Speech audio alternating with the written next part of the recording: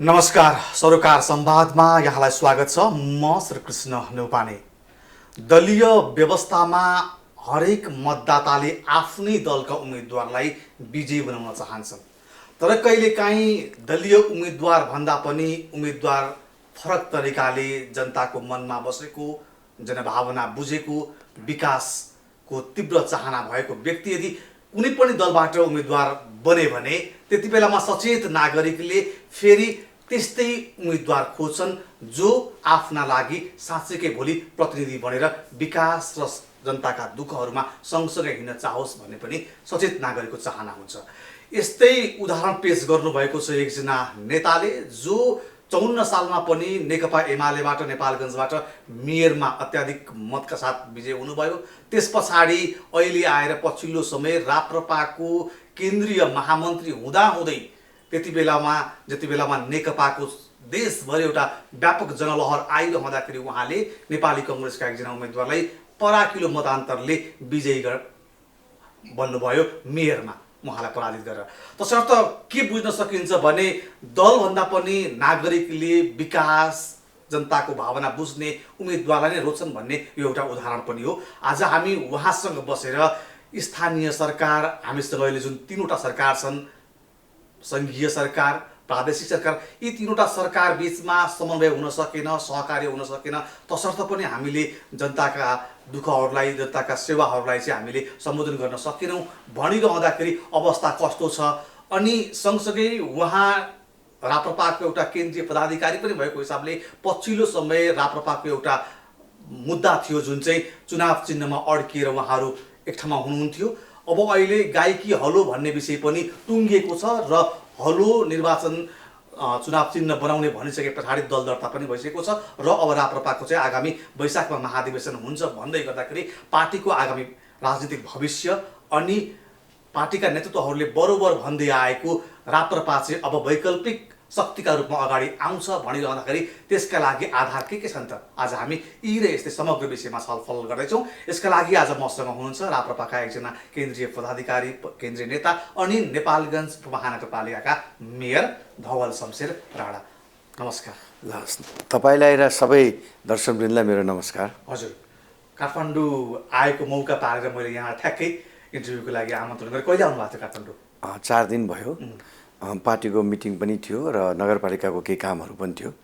दुईटै चिज मिलाएर काठमाडौँ आइयो। अब लगभग पार्टीको चाहिँ व्यवस्थापन गरेर फर्काउँदै हुनुहुन्छ? अब मैले के, अब सबैले गरे व्यवस्थापन। लगभग तपाईँको पनि अलिकति मुख्य भूमिका थियो भन्ने हामीले सुनेका थियौँ। अब कुनै समयमा थियो र गरियो र पार्टी हजुरले निवेदन गरे जस्तो अब यो वैकल्पिक शक्तिको रूपमा राष्ट्रिय प्रजातन्त्र पार्टी यो देशको राजनीतिक माहौलमा प्रस्तुत भएको छ।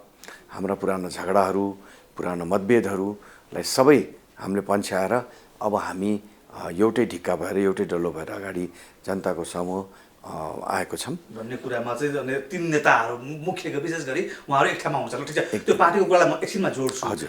अब अहिले मुलुक नै कोरोनाले आक्रान्त छ, अझ विशेष गरी तराईका जिल्लाहरू बढी प्रभावित देखिन्छन् सीमाका कारणले पनि। अब यहाँ त्यो ठाउँको एउटा मेयर हुनुहुन्छ जुन चाहिँ सीमा जोडिएको छ नेपालगञ्ज, अलिक बढी प्रभावित पनि छ। यो कोरोना नियन्त्रणका लागि के गर्दै हुनुहुन्छ? अहिले नेपालगञ्जको अवस्था के छ? अहिले यतातिर आएर न्यौपाने सहर यो कोरोनाको स्थिति सामान्य भएर आइरहेको छ नेपालगञ्जमा। एउटा समय थियो सुरुमा एउटा हटस्पटै भएको थियो नेपालगञ्ज। अब अहिले त्योबाट पर गइसकेको छ र सामान्य रूपले त्यहाँका जनताले कोरोनासित बाँच्ने उपाय र सँगैसँगै आफ्नो जीविका पनि चलाउने उपाय रोजिसकेको छन् र अगाडि बढिरहेको छन्। अब त्यस्तो त्रास छैन जुन पहिले सुरुमा थियो। त्यहीँबाट हटस्पट भएको पनि बेला हो नेपालगञ्ज बाँके।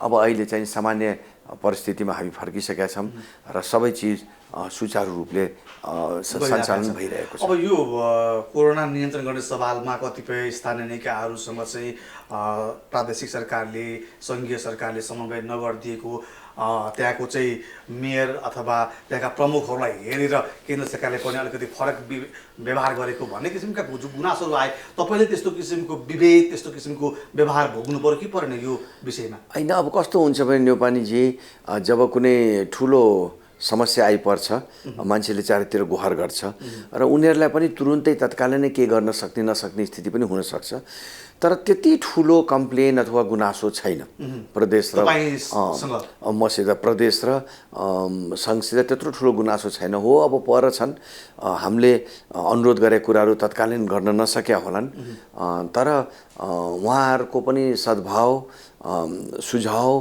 र सहयोग पनि हामीले पाएकै छैन अब मात्रै हामीले कति खोज्ने र उहाँहरूले कति गर्ने यो कुरामा अब बहस हुन सक्छ छलफल हुन सक्छ तर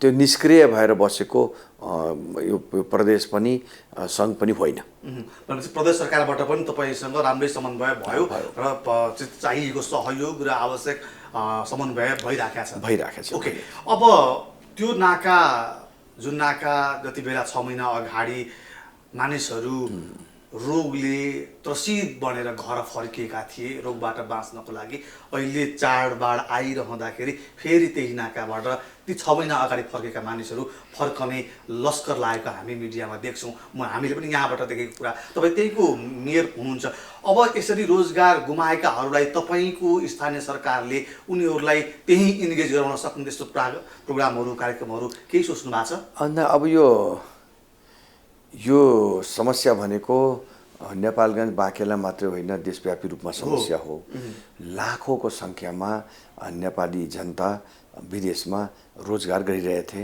र यो कोभिडको समस्या आइसकेपछि धेरैका रोजगार छुटेको छ त्यस क्रममा अब एकैचोटि नेपालले यत्रो ठुलो सङ्ख्यामा रोजगार व्यवस्थापन गर्न सक्ने स्थिति छैन तत्कालीन जे स्थानीय सरकारले प्रदेशले सङ्घले प्रयास छ तर यो प्रयास टाइम लाग्छ योजना बन्नु पर्यो बजेट आउनु पर्यो आह्वान हुनु पर्यो छनौट हुनु पर्यो छानबिन हुनु पर्यो त्यसकारणले अब केही कुराहरू योपालि अगाडि बढेको छ तर अहिले त के देखिया छ भने फेरि रोजगारीको लागि नेपालगञ्ज नाकाबाट भारततिर फेरि मान्छे रोजगारीको लागि भारततिर अलिकति यो आम मुलुककै समस्या हो यद्यपि नेपालगञ्जको मेयरको हिसाबले नेपालगञ्जभित्र चाहिँ उत्पादन हुने कृषि उपजहरूलाई चाहिँ बिक्री वितरणको लागि समन्वय गर्ने अनि त्यहीँबाट पनि कहिलेकाहीँ मिडियामा आउँछन् कि भारतीय तरकारी तरकारीले चाहिँ बजार पाएको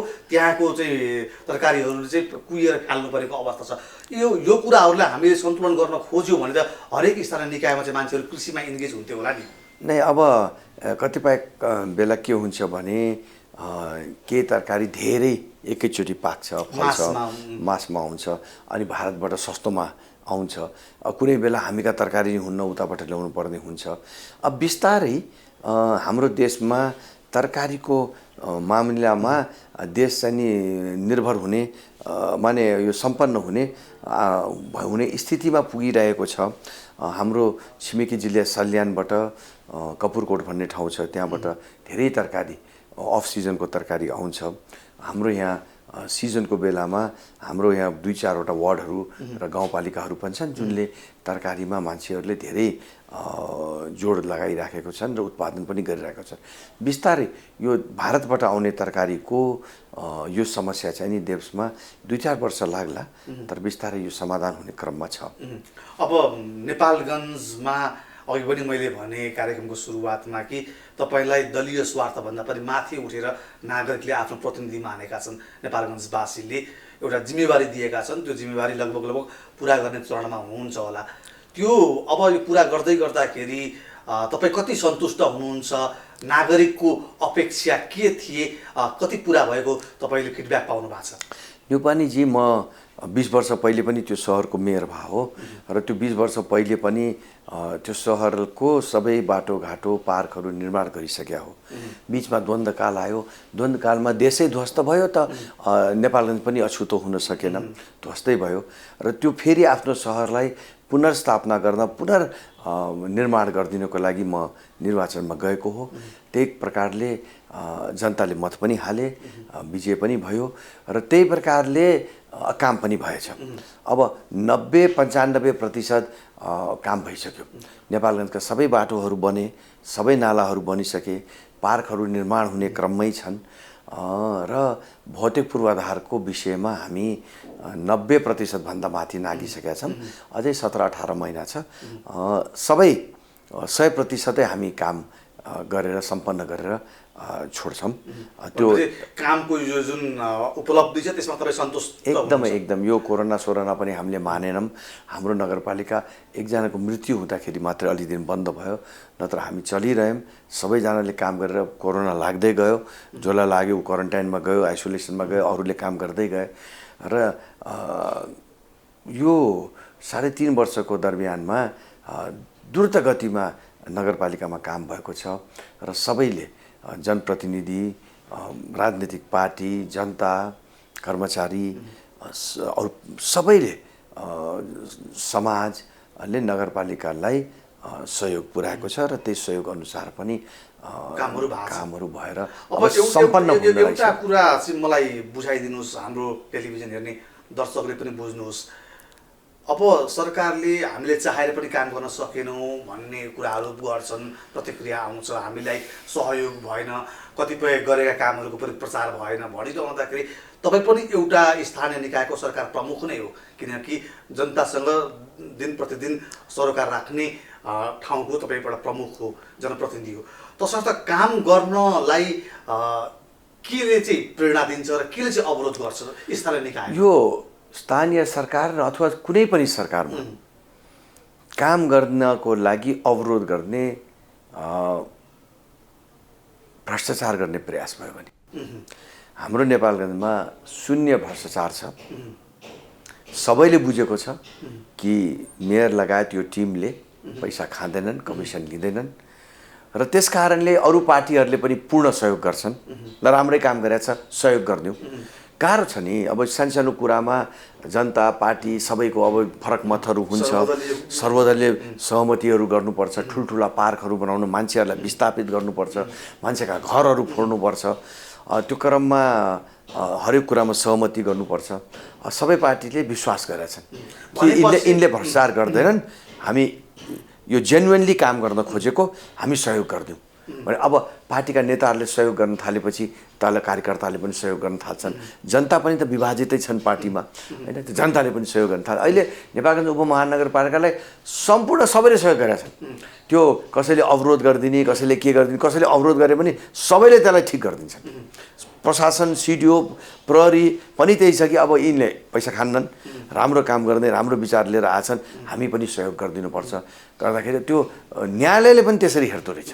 भनेपछि नेतृत्वकर्तासँग सदाचारिता भयो भने, सदाचार र भ्रष्टाचार गर्दिन भन्नेको चाहिँ व्यवहारमै देखियो भने चाहिँ त्यहाँ दलीय स्वार्थ रहँदो रहेनछ, होइन? यो राप्रपाको मेयर यसले जस दिने भयो, भोलि राप्रपाले चाहिँ भोट बढाउने भयो भन्ने किसिमको अवरोध। फेरि हामीले पनि काम गर्दाखेरि दलीय स्वार्थभन्दा माथि उठेर काम गर्नुपर्छ।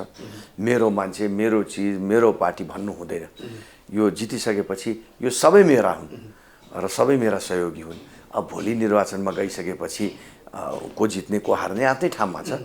तर अहिले मेरो जिम्मेवारी यो हो, मैले सबैको साथ लिनुपर्छ र मैले त्यो साथ लिने क्रममा र जिम्मेवारी निर्वाह गर्ने क्रममा पार्टीभन्दा माथि उठेर मैले काम गर्नुपर्छ भनेर तपाईँले बोलेर होइन, व्यवहारमा देखाउन सक्नुभयो भने तपाईँलाई काम गर्न अप्ठ्यारो हुँदैन। ओके, अब तपाईँ त्यति बेला मेयर हुँदाखेरि पार्टीको केन्द्रीय चाहिँ महामन्त्री हुनुहुन्थ्यो, होइन?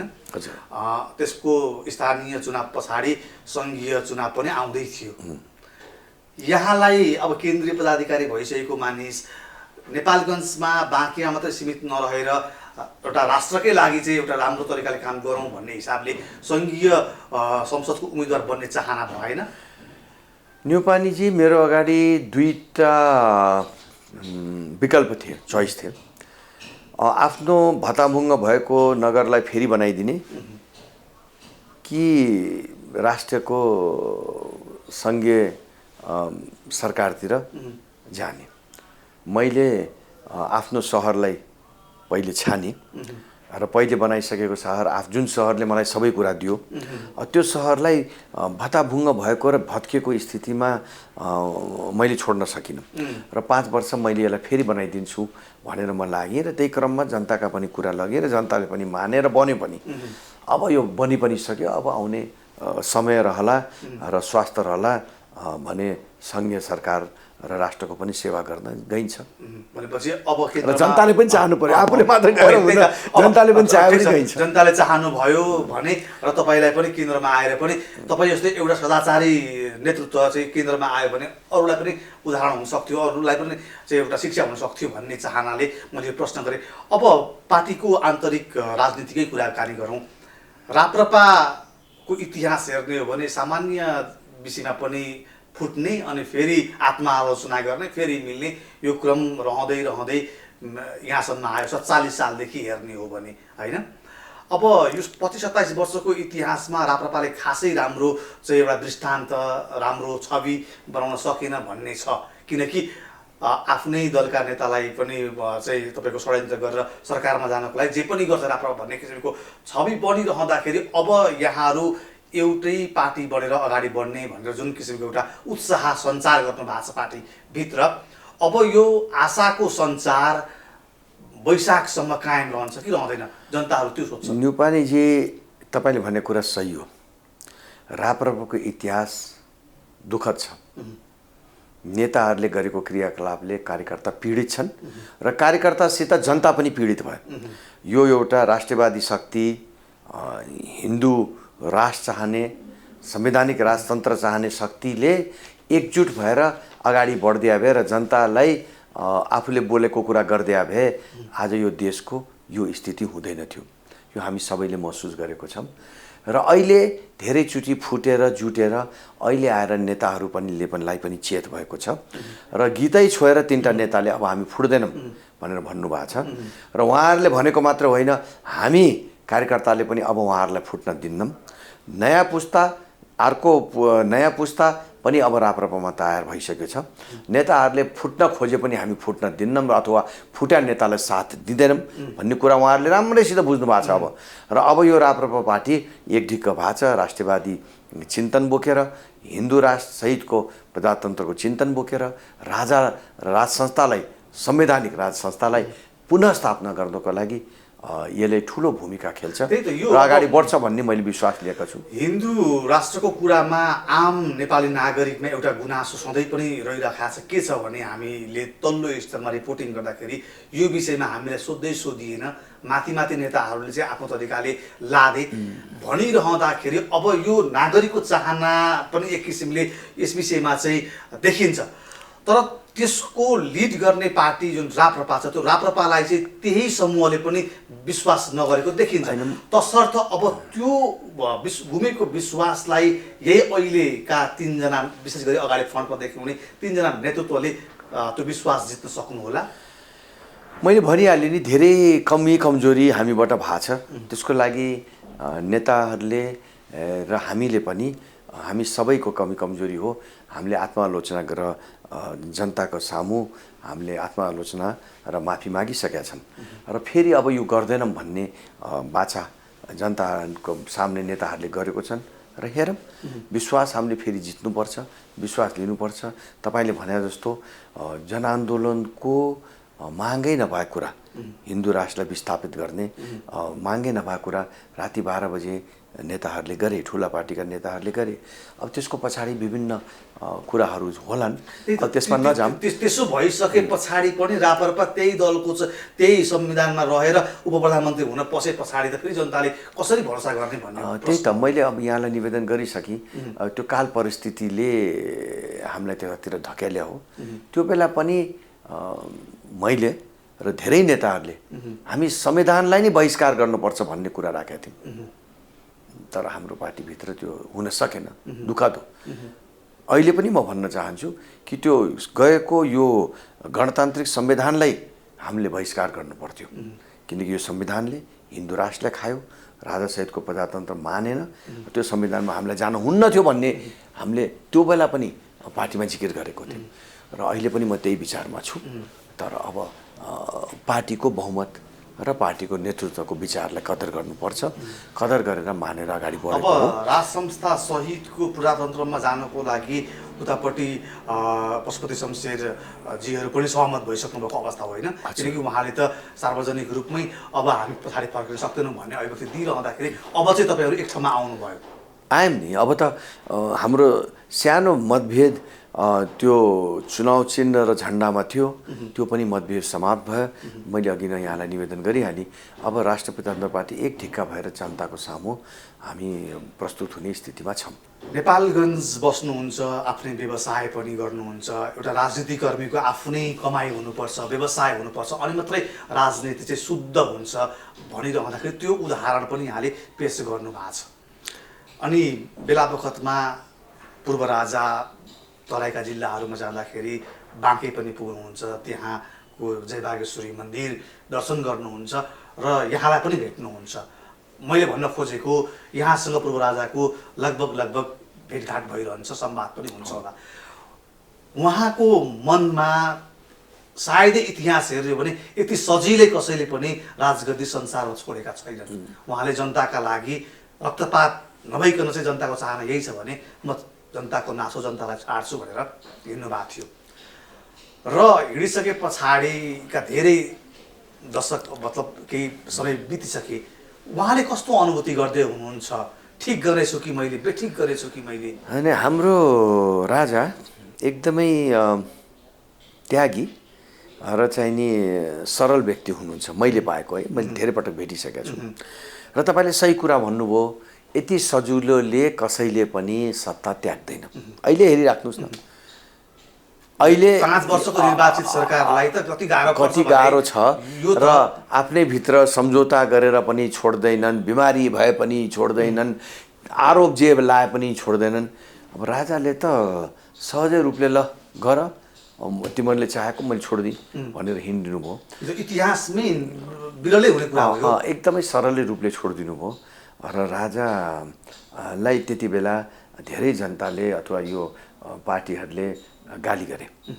तर अहिले आएर नेपाली जनताले के बुझ्या छ भने यो गाली गर्न नहुँदो रहेछ, यो राजाले देशकै हितमा बोल्या रहेछन्, गर्या रहेछन् र साँच्चैकै राष्ट्रियवादी व्यक्ति यिनी रहेछन् भन्ने जनताको मनमा बिस्तारै यो कुरा भिज्दैछ।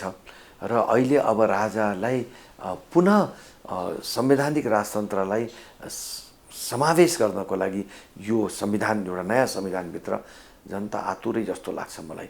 हामीले जनमत सङ्ग्रह गर्न सक्यौँ भने हिन्दू राष्ट्र र राजासहितको प्रजातन्त्रलाई जनताले अनुमोदन गर्छन् भन्ने मैले विश्वास लिएको छु। अब यो हिन्दू धर्मको बारेमा अहिले पछिल्लो समय नेपाली कङ्ग्रेसभित्र पनि बहस भइरहेको छ। कङ्ग्रेसकै युवा नेताहरूले पनि यस विषयलाई जबरजस्त रूपमा उठाउँदै आउनु भएको छ।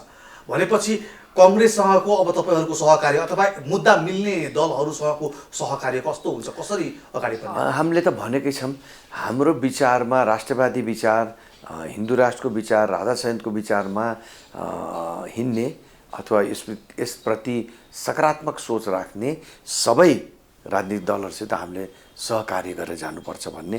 त्यसमा हाम्रो विचारमा नेपाली कङ्ग्रेस पनि आउनुभयो भने एकदमै स्वागत छ। तर उहाँहरूको यो तपाईँले भन्नुभएको कुरा व्यक्तिगत सोच हो, व्यक्तिगत नेताहरूको विचार हो, केही नेताहरूको सोच। उहाँहरूको महासमितिको बैठकमा धेरै नेताहरू त पठाउनु पर्यो, सायद यो महाधिवेशनमा त्यो विषयले प्रवेश पाउला। होइन, त्यही त अहिले व्यक्तिगत विचार छ। तर लिखित दस्तावेजमा उहाँहरूले गणतन्त्र र धर्मनिरपेक्षतामा सिग्नेचरै गर्नुभएको छ। समस्या त्यही हो। जस्तो केही नेताहरूले भन्लान् गणतन्त्र बेठिक हो, धर्मनिरपेक्षता बेठिक हो, यो हिन्दू राष्ट्रमा जानुपर्छ, राजासहितको प्रजातन्त्र जानुपर्छ। तर जबसम्म नेपाली काङ्ग्रेसको दस्तावेजमा, विधानमा, उहाँहरूको घोषणापत्रमा यो भएर आउन्न हामी कसरी पत्याउने? त्यस कारणले मेरो आग्रह छ नेपाली काङ्ग्रेसका मित्रहरूलाई र अरू यो सोचमा भएका आफ्नो यो भनाइलाई मूर्त रूप दिनु पर्यो, दस्तावेजमा लेख्नु पर्यो, तब जनताले पत्याउँछ र हामी त सहकार्य गर्छौँ भन्ने तयारै छौँ। ठिक छ। अब पार्टीलाई चलायमान बनाउनलाई, गतिशील बनाउनको लागि, जनता माझमा पुग्नको लागि पार्टीका सङ्गठनहरू मजबुत हुनु पर्ला र ती सङ्गठनमा युवाहरूको सहभागिता पनि उल्लेख्य हुनु पर्ला, अनि पार्टी एउटा गतिशील बन्ला। अब युवाहरूको आकर्षणलाई पार्टीसँग अट्याचमेन्ट गराउनको लागि तपाईँहरूका कस्ता किसिमका कार्यक्रम ल्याउनुपर्छ? अब यही तरिकाले अगाडि बढ्दाखेरि यी तमाम कुराहरू सम्भव होला? न्युपानी सर, कार्यक्रम मात्र होइन, हामीले आफूलाई प्रजातान्त्रिक प्रणालीमा ढाल्नु पनि पर्छ। अहिलेसम्म त्यस्तो छैन। हाम्रो विधान व्यक्तिवादी विधान भएको हामीले भेटाइराखेको छौँ र त्यो विधानलाई आमूल परिवर्तन केही चरणसम्म हामीले गरिसकेका छौँ। राष्ट्रिय प्रजातन्त्र पार्टी एकता महाधिवेशनपछि र अब अहिले फेरि विधानको एउटा मसौदा समिति बनेको छ। त्यो समितिमा हामी सबैले राय सुझाव दिन्छौँ। सबभन्दा पहिले त विधानलाई प्रजातान्त्रिक प्रणालीमा ढाल्नु पर्यो। तब युवाहरू आउँछन्, पढाइ लेखे मान्छेहरू आउँछन्, आफ्नो भनाइ राख्न सक्ने ठाउँ हुनु पर्यो। विमति हुन पाउनु पर्यो। मेरो विमति छ भनेर नोट अफ डिसेन्ट पनि लेख्न पाउनु पर्यो। त्यो बहुमतको चाहिँ कदर हुनु पर्यो। पूर्ण प्रजातान्त्रिक हुनु पर्यो र बहुमतको कदर हुनु पर्यो र अल्पमतले पनि बहुमतको कुरालाई त्यहाँ दर्ज गरिदिने परिस्थिति हुनु पर्यो र सबभन्दा पहिले यो गर्नुपर्छ। त्यसपछि त आन्दोलन गर्ने, युवालाई अगाडि सार्ने, नयाँ पुस्तालाई पनि हामीले अगाडि सार्ने कुराहरू चाहिँ नि छँदैछ र योपालि हामी यो सबै गर्छौँ। अब एउटा सचेत राजनीतिकर्मीको हिसाबले अहिले जसरी नेपालको राजनीति अगाडि बढिराखेको छ र नेपाली जनताले जुन अपेक्षा अनुरूप यो सरकार बनाए, झन्डै 2/3 सरकार बनेको अवस्थामा यो सरकारले गरेका गतिविधिहरू, यसले दिने डेलिभरीहरूलाई चाहिँ तपाईँले कसरी हेर्नु भएको छ? यो सरकार मैले मात्र होइन, अधिकांश नेपाली जनताले पूर्ण रूपले असफल भएको महसुस गरिरहेको छ। डेलिभरी दिने त कहाँ भ्रष्टाचारमा लिप्त छ। आसेपासे र नेतावाद, के अरे कृपावाद र हाम्रो चाहिँ नि परिवारवादमा यो लिप्त छ र नेपाली जनताले करिब सबै कुरा बुझिसकेका छ यो सरकारको विषय र यो सरकार चलाउने पार्टीहरूको विषयमा। मलाई लाग्दैन अब आउने निर्वाचनमा नेपाली जनताले यस्तो फुस्रो कुराहरू फेरि पत्याउँछन्, हावादारी कुराहरू पत्याउँछन्। धेरै दुःख पाए। प्रधानमन्त्री त बरोबर भन्नुहुन्छ त, म भ्रष्टाचार गर्दिनँ, भ्रष्टाचार हुन पनि दिन्न, भ्रष्टाचार विरुद्ध शून्य सहनशीलता, मेरो बाँकी जीवन फाउको जीवन हो, यो चाहिँ मैले उपहारमा पाएको जीवन हो, म यो जीवन चाहिँ देशका लागि लगाउँछु भनेर म त बरोबर भन्नुहुन्छ। अब कस्तो मैले अघि नै भनिहालेँ नि, बोलेर एकछिन मान्छेले पत्याउँछन् तर व्यवहारले के भनिराखेको छ, कस्तो खालको भ्रष्टाचार भइरहेछ, नातावाद कृपावाद कस्तो भइरहेको छ, को मान्छे कहाँ गइरहेछन्, हिजोका स्मगलरहरू कहाँ पुगिरहेछन्, हिजोका भ्रष्टाचारीहरूलाई संवैधानिक निकायमा ल्याइराखेका छन्। यो सबै यसले के सङ्केत गर्छ? म बहुत राम्रो मान्छे छु भन्ने अनि अगाडि जाने अनि पछाडि मैले चाहिने नचाहिने काम गर्दै हिँडेपछि देर सबेर त सबैले थाहा पाउँछ नि। यही भाव अहिले हेर्नुहोस् न, नियुक्तिहरूका कुरा हेर्नुहोस्, भ्रष्टाचारका कुराहरू हेर्नुहोस्, कमिसनका कुराहरू हेर्नुहोस्, यी तमाम कुराहरू जनताले देखिरहँदा बुझिरहँदा के गरोस् सुन्न। अब विकल्पका लागि अरू दलहरू पनि, अब काङ्ग्रेस पनि रमिता हेरेर बसिरहेको छ। त्यसै कारणले त मैले भने अब विकल्पको रूपमा अब अहिले मैले बोल्दाखेरि सानो मान्छेले ठुलो कुरा गरे जस्तो लाग्ला न्युपानीजी, तर मलाई भित्री मनमा के लागेछ भने हामीले आफ्नो घरलाई सहीसित निर्माण गर्न सक्यौँ भने, हाम्रो पार्टीलाई सही दिशा र निर्माण गर्न सक्यौँ भने यो राष्ट्रको विकल्पको रूपमा, राजनीतिको विकल्पको रूपमा राष्ट्रिय प्रजातन्त्र पार्टी आउन सक्ने सम्भावना मैले देखिरहेको छु। किनकि नेपाली काङ्ग्रेस पनि अलमल्लेकै छ, झगडामा छ। अब कम्युनिस्ट पार्टी त अब मैले के भन्नु र तपाईँ हामी सबैले देखिरहेका छौँ। अब मधेसी दल पनि कहाँ हो के हो हराएको छ। यस क्रममा हामीले आफ्नो घरको जगबाटै सुधार गर्दै लग्यो भने नेपाली जनताले हामीलाई विश्वास फेरि गर्न सक्ने सम्भावना मैले देख्दैछु। यो यो यो तपाईँको विश्वास, यो तपाईँको आशा हो। यो विश्वास चाहिँ यो जुन 3 जना नेता हुनुहुन्छ, मैले अघि पनि भने उहाँहरूबाटै सम्भव छ, उहाँहरू नेतृत्वमा हुँदैखेरि यो कुराहरू सम्भव होला। हाम्रा आदरणीय नेता हुन् तिनैजना। अब उहाँहरूले गर्नु पर्यो, हामी त्यसमा सहयोग पनि गर्छौँ। हाम्रा नेता हुन्, एकदमै उत्कृष्ट योजनाकार र अनुभव भएका नेताहरू हुन्। खालि आपसी बीचमा तालमेल नगर्न सक्या हो।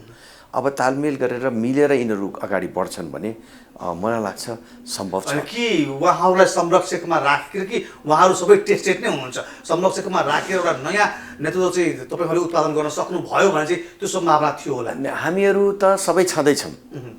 यो कुरा हामीले भन्दा पनि उहाँहरूले महसुस गर्नुपर्छ। यो कुरा जुन तपाईँले भनिराख्नु भएको छ यो उहाँहरूले महसुस गर्ने कुरा हो, हामीले भन्ने कुरा होइन।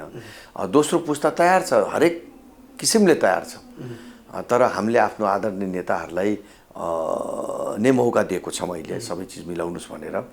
र यी सबै कुन बेला के गर्ने हो, कुन बेला गर्दाखेरि ठिक हुन्छ भन्ने कुराहरू उहाँहरूको तजबिजको कुरा र विचारको कुरामा हो। र अर्को कुरा अधिवेशनको कुरा।